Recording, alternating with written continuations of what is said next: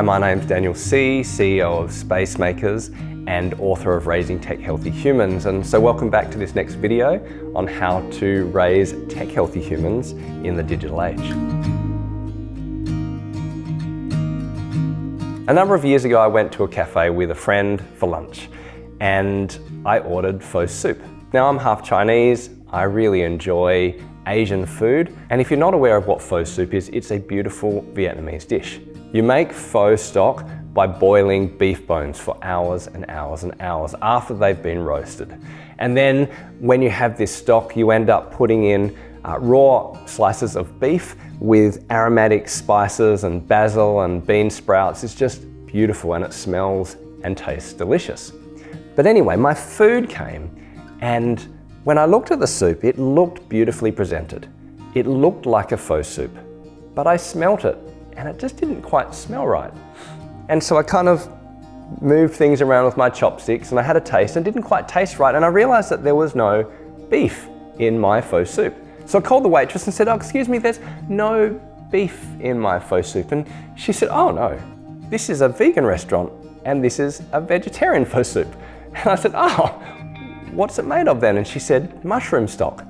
Now, it was a tasty meal and I really appreciated being able to try something new, but my friend said the look on my face was priceless.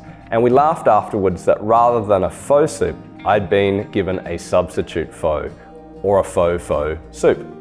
The reason I share this is because this video is about community and social media. And the question I want to ask is, how beautiful is community? And does social media reproduce the benefits of community in a tangible and real way? What we know from years of social research is that people who form warm, tangible, meaningful bonds with a range of people in their lives end up being happier and healthier and living longer lives. Community, tangible, warm, meaty community is so beneficial for us as humans, and we need it to be at our best. And yet, does social media reproduce those benefits? And what might we do about it? We are social beings and community is so important. The human brain is wired for connection after living for thousands of years in tribes with warm hugs and physical pats on the back, with real eye contact and communication face to face. Representing this, there's an enormous body of research that shows that people who stay connected with other people in their lives on a regular basis are much, much healthier and happier. In fact, having relationships face to face is one of the most important things you can do for your health. Just consider this research about what reduces your chances of dying the most. At the bottom, if you live in Australia rather than Jakarta and breathe fresh air, then it's good for your longevity. If you treat hypertension or exercise regularly, have cardiac rehab after a heart attack, or even have a flu vac, well then it improves your health. But right at the top of this review, the thing that will make you live longer and be happier than any other behavioral change is to have lots of relationships with lots of people and to spend time on a regular basis face to face with people you love. Community matters, and it is so important. I love this summary by neuroscientist Susan Pinker. She says that neglecting to keep in close contact with people who are important to you is at least as dangerous to your health as a pack-a-day cigarette habit, hypertension, or obesity. So when Mark Zuckerberg first released Facebook, his intention was to reproduce the entire social experiment of college and put it online. That's a great idea. You know, we need community. What a great idea to put it online to help people connect with those they love and to augment their existing relationships by talking online as well as in person. The challenge is social media has changed and continues to change with like buttons and attention engineering, and it's now the predominant way in which young people communicate and connect. Sometimes it's not necessarily about augmenting and supporting real life relationships. It is actually a way of replacing them, and this is where we end up with trouble. When I talk about social media, I'm particularly talking about the big four: TikTok, Instagram, Snapchat, and YouTube. Now, YouTube is a video sharing channel which has lots of different uses, but it's also used in a social media type way. And these types of channels are all designed to grab our attention, to make money based on how much time we spend on them.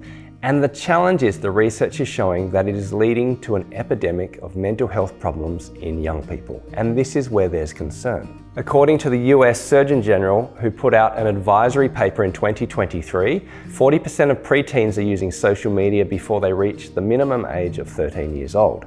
And 95% of teens, at least in the US, use social media, with a third saying they use it almost continuously. Now, when I say almost continuously, we mean that quite literally, because the average American teenager already uses social media for 3.5 hours a day. And it's replacing how much time young people are spending face-to-face in community.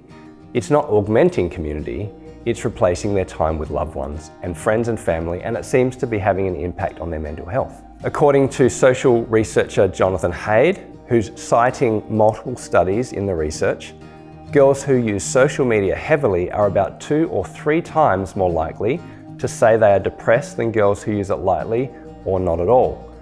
We should start treating social media a bit like smoking or drinking, particularly for young girls, particularly between the ages of 10 and 16 years old.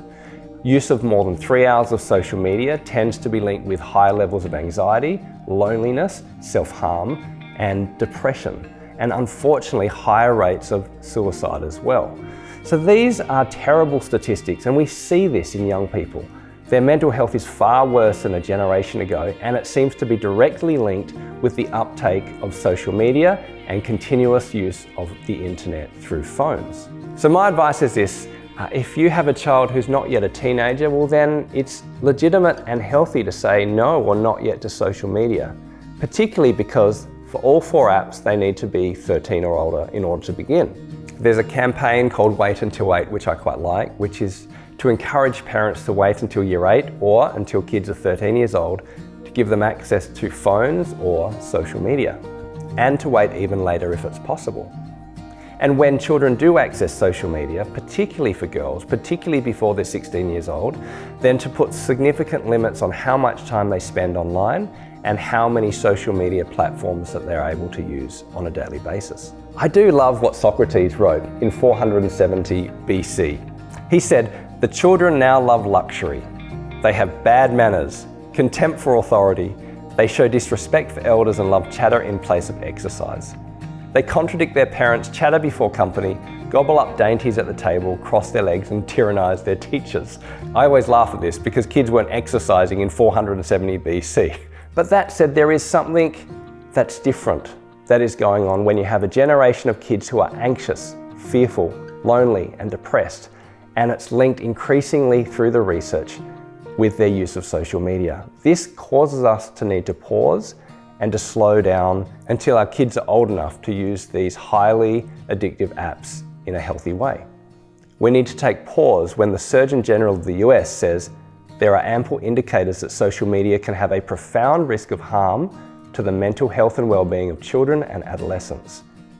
Our children have become unknowing participants in a decade-long experiment. The heart of all of this is not to say no and to stop our kids from communicating with one another, but to say no for a greater yes.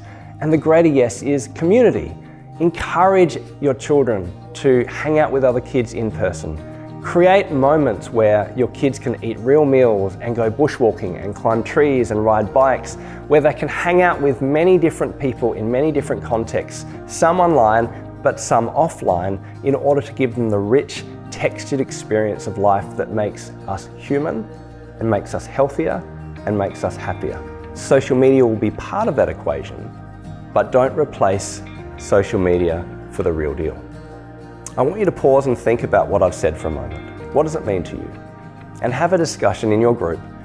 Do you distinguish between real-life community and online social networking? What strategies can you employ as parents to regulate your children's time on social media and promote real-life connections?